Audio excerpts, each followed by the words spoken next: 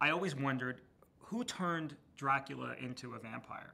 When did this all begin? Was he the first? Were there others? It was always kind of a delicious, unanswered question, just in my own understanding of the mythology, and it's not really covered in the Stoker novel.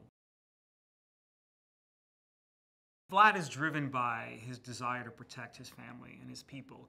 And his predicament kind of brings to mind this age-old conundrum of how much, how much of your principle would you sell out to protect those who are important to you, or to do the right thing? Does the end justify the means always, or just for the right reasons?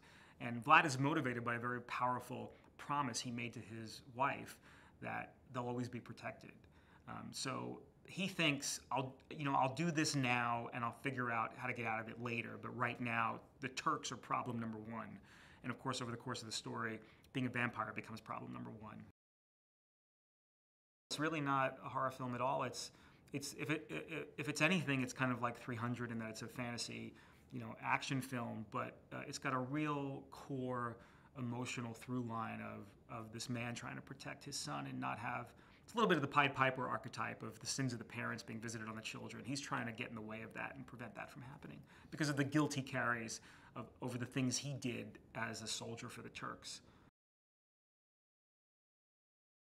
Luke brings, top to bottom integrity and credibility to the role. He is an extremely dedicated and a really hard-working actor. He takes the part seriously. He treats the dialogue like Shakespeare. He knows that for this movie to work, you have to care about Vlad's inner life and his emotional ties to his son and his wife. And he grounds the character in kind of a real-world rooting interest that's so important. And he also threw himself into the training for the part, the sword fighting, the horse riding, getting very familiar with visual effects. Like he's really in it 100%. Well, a lot of what plays into our Dracula has to do with Vlad's life before he's turned into a vampire. I mean, this guy was basically special forces for the Turks, of his day.